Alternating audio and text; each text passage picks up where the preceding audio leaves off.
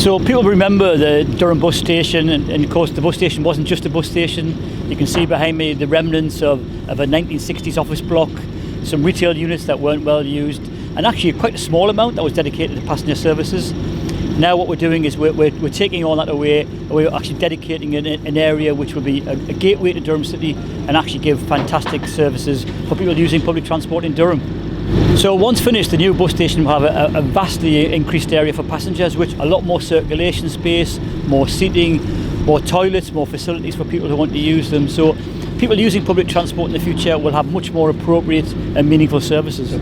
As part of the overall County Council strategy, this will also be a green building, so we'll have a living wall at the back of the bus station, there'll be photovoltaics on the roof, and actually we've also got some power generation from some stained glass, which is quite a new technique, which we're looking forward to bringing forward potentially under the buildings as well.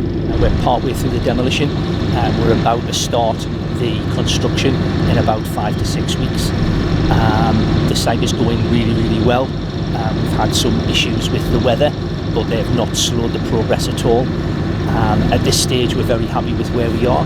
Working in the city centre comes with a whole raft of challenges. Clearly, we're trying to maintain the North Road as a public thoroughfare, buses, businesses, etc. But obviously, we need to build a first-class transport hub, which is what we're on with at the moment. Durham City is a really exciting place to be. The bus station will add some benefits to people who are not just using the city on a day-to-day basis, but for all the visitors that come to see our fantastic city. Once we've completed the above-ground demolition, we'll then move on to the below-ground demolition, which is basically grubbing up the foundations. Once we've done that, we've then got a few services to bring in and a few services to divert. The major diversion is around the culvert, which is an underground stream which is contained within a pipe. We need to move that in order to carry on with the construction. So this really is, it's the first part of North Road. I mean, we've known for a long time that North Road is in need of regeneration, and this is the first point in sand really. So we get this building up and running, people will see the new facilities, they'll see what an impact it has on the North Road setting, and we're already talking to the developers around to make sure that the rest of North Road can be brought up to the same standard.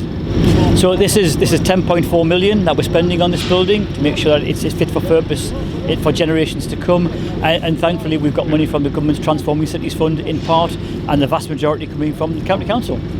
So we can appreciate this is a big change for people, especially when the works are ongoing. As I say, buses are displaced on the North Road, and we thank people for their patience. Hopefully people are used to the new situation now. We've had a few teething issues, but hopefully they're resolved. And as always, if people want more information, you can have a look on our website.